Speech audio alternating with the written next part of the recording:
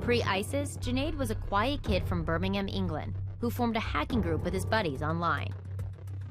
The group was called Team Poison, and their MO was anti-authority, screw the man. Their hacks were meant to get attention. This was his handiwork, publishing Tony Blair's private address book on the web. But Junaid went from hacking for laughs to hacking for ISIS. Hussein's Twitter feed shows him cheering on the two gunmen involved, and a U.S. official tells CNN investigators are looking at the degree to which Hussein may have had a hand in the attacks. So how did a smart kid with a love of computers become the picture of a 21st century terrorist? To answer that, I'm going to Vegas. Before Junaid went to join ISIS, he hung out online with hackers, many of them who came offline for DEF CON.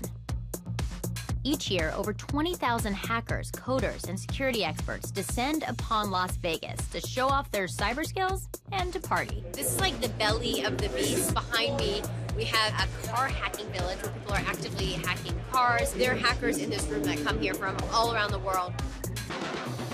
Over the years, the feds have had a growing presence at DEF CON. They have undercover agents attending and sources infiltrating hacker parties. We're at one of the mini DEF CON parties, so we're gonna go party with hackers. Many of these people hack to show security vulnerabilities. Others are more in the gray area. You have to be really careful when people give you their business cards. This thing will activate, and it will basically own your Android telephone.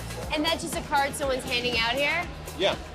The spirit of this community is all about curiosity, breaking things and putting them back together. Anybody else want me to unlock something? This is the community where Junaid found belonging. It's underground, it's different, it's weird, even interesting. But it's not the face of terror.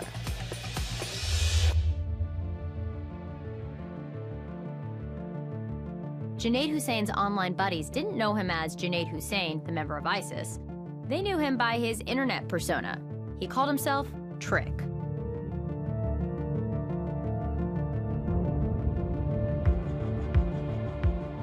While I was in town for DEF CON, I met up with another guy who goes by an alias Vince in the Bay. He was familiar with Trick's activities online and followed his involvement with the hacking group Team Poison. Team Poison was another one of these hacking crews that surfaced around the time when Anonymous and LulzSec were making headlines. It was essentially just a group of young kids, got on the internet, decided that they were going to be a crew, hacking crew. Trick allegedly hacked into Tony Blair's voicemails. What's the point of hacking Tony Blair? Is it the glory? Hacking Tony Blair is a major badge of honor. They just want to impress their peers. They want to show how skilled they are, how witty they are. But Trick's online antics landed him in prison at age 18. He served 6 months at Feltham Young Offenders. Soon after he was released, he disappeared to Syria. But he continued to connect with a few of his hacking buddies, seeking new ways to wreak havoc.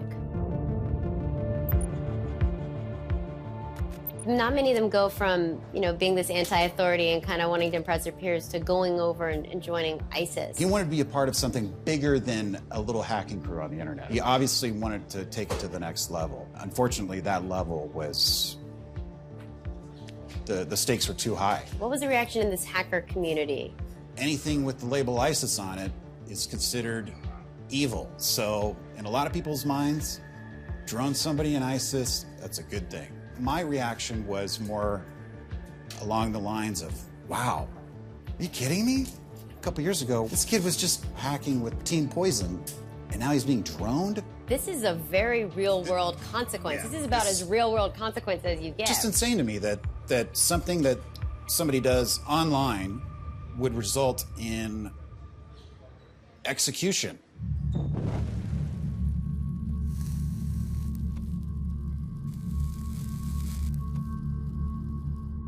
Was his hacking really that dangerous? Josh Corman is a well-respected hacker and spent a lot of time thinking about the dangers of hacking and terrorism. Why do we think we can protect the software in this car or this software in a hospital? You believe that cyber terrorism will go in this realm, that people like the next Tricks will be trying to shut off your brakes or shut down the hospitals? Hospitals look a lot like normal companies. They're using Windows XP, They're using systems that are familiar to someone like Trick, who has the means, motive, and opportunity to use his hacking skills to inflict loss of life. It's crazy that you just kind of basically said, like, hacking can lead to death if we're not careful. Hacking will lead to death. This is where bits and bytes meet flesh and blood. What do you think the U.S. government deciding to kill Trick? What is the message for the folks in the security community, for people in America? My first thought was, I think I might have met that guy. Did I have a beer with him at a conference? I was actually here at last year's DEF CON, and so was Josh, and so was the FBI. One of their sources in the hacking community had been in touch with Junaid Hussain and was feeding info to the feds. Last year, this was kind of like right before Trick was killed. There's conflicting information, but one of the hackers wore a wire at one of these parties over there. Over there, at Bally's. Some of the evidence collected when he wore a wire contributed to the final decision to kill Trick with a drone strike. If it's true, it's crazy that these very same parties that we're at every year, that was the final straw that led to a hacker being killed with a drone. An official source says it's unlikely the FBI would push a source to wear a wire into a public party, but did tell me the decision to kill Trick had already been made before DEF CON. A hacker buddy of Trick's was already working with the feds, pumping Trick for intel to feed back. Trick wasn't so far away from these people. These are the people he connected with online. These are the people that, like, he could have drank with. I still don't understand how he goes from that to wanting to use these cyber skills to recruit and to want to kill people. I don't understand how you make that jump.